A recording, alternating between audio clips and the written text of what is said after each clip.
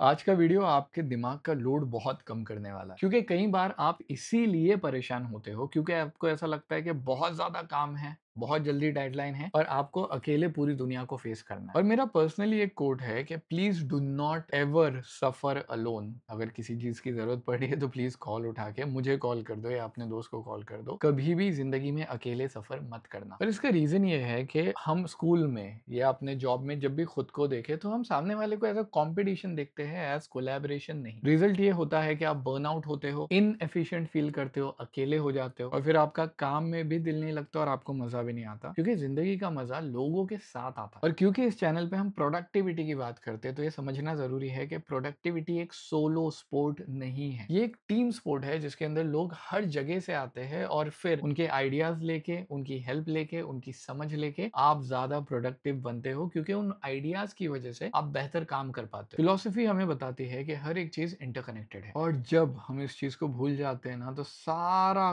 काम खुद ही संभालने की कोशिश करते हैं, which is not going to be helpful at all. आज की दुनिया को इंटरकनेक्टेड आउटपुट चाहिए, फिर भले ही वो प्रोजेक्ट में हो, ग्रुप असाइनमेंट, टीम, इकोसिस्टम, किसी भी चीज में। अगर इसे आप अकेले करने की कोशिश करोगे तो पहली बात तो आप स्लो हो जाओगे। अब यहाँ पे एक कोट आता है that if you want to go fast go alone, if you go want to go far go together. But आज की दुनिया में जितना आप एक दूसरे की मदद करके ऊपर बढ़ सकते हो, एक दूसरे के साथ में स्टडी करके जितना ज्यादा अचीव कर सकते हो, उतना शायद अकेले ना कर पाओ और ये आपको फ्लो से भी हटा देता है। तो प्रोडक्टिविटी के लिए एक चीज समझ लो कि प्रोडक्टिविटी दूसरे लोगों के साथ में ही आती है क्योंकि जो काम आपके लिए जरूरी नहीं है लेकिन कोई उसे सीख सकता है, आप उसको डेलीगेट कर सकते हो। कई चीजों के अंदर आपको कोलैबोरेशन की जरूरत पड़ेगी। कई बार आप ऐसे लोग ढूंढोगे जो आपके जैसी एनर्जी रखते हैं और आपके साथ ऐसे भी तो लोग होंगे जो आपको सिखाएंगे। अब आपका काम है इन लोगों को अपनी जिंदगी में फाइंड आउट करना ताकि आप अकेला फील ना करो। ऐसे लोगों का नाम लिखो या ऐसे लोगों के बारे में सोचो जिनके इस काम पे आप डिपेंड करते हो। ऐसे लोगों का नाम लिखो जिनके साथ में आप काम कर सकते हो, ये आपके कलीग्स हो सकते हैं, स्टडी पार्टनर हो सकता है। ऐसे लोगों का नाम लिखो जिनके साथ में काम करके आपको सीखना चाहोगे, पैसे के लिए नहीं, सिर्फ सीखना चाहोगे। और ऐसे लोगों का नाम लिखो जिनको आप अपना काम दे सकते हो या तो अपना काम सिखा सकते हो। स्टडीज ये बताती है कि जब हम कोई चीज समझाते हैं किसी को तो वो चीज हमें और बेहतर तरीके से याद हो जाती है। सो अक्सर तो मैंने देखा है कि जो भी इंसान ट्यूशन लेता है बच्चों की, फॉर एग्जाम्पल वो 10th स्टैंडर्ड में है लेकिन वो 9th या 8th की ट्यूशन ले रहा है, उनका सब्जेक्ट अपने आप बहुत ज्यादा क्लियर हो जाता है। तो ये आप अपने जॉब में भी तो कर सकते हो और यहाँ पे आप शिफ्ट होते हो कि मुझे इनसे जीतना नहीं है, मुझे इनके साथ में बिल्ड करना। अब एक बहुत ज्यादा इंपॉर्टेंट चीज आती है जिसका नाम है टाइम। ये वीडियो अगर आपको अभी तक अच्छा लग रहा है तो एक छोटी सी एडवाइस है कि दिन का कोई भी टाइम डिसाइड कर लो और उसको फिक्स कर लो ये वीडियोस देखने के लिए, क्योंकि ये वीडियोस हर एक दिन आते रहेंगे। और जो भी लोग ये वीडियोस को रोज देख रहे हैं, क्योंकि एल्गोरिदम आपको हमेशा नहीं बताने वाला, जब जिंदगी में टेंशन आएगा तो आपको शायद करेक्ट वीडियो ना मिले और आपको कमेंट्स में भी किसी ना किसी का प्रेजेंट लिखा हुआ जरूर मिलेगा। तो आप अकेले नहीं है, सोचिए कि ये क्लास है और आके अपनी प्रेजेंटी मार्क कीजिए। What will do is over time आपका माइंडसेट इंप्रूव होगा, आपको कनेक्शन फील होगा, आपको एक कम्युनिटी का हिस्सा बनने मिलेगा जो आजकल की दुनिया में बहुत कम है। आपको शेड्यूल अपना ऐसा बनाना है कि जिसमें आप भी बर्नआउट ना हो और आप दूसरे लोगों के साथ में कोलैबोरेट करके अपना काम अच्छे से भी कर पाओ। और जब आप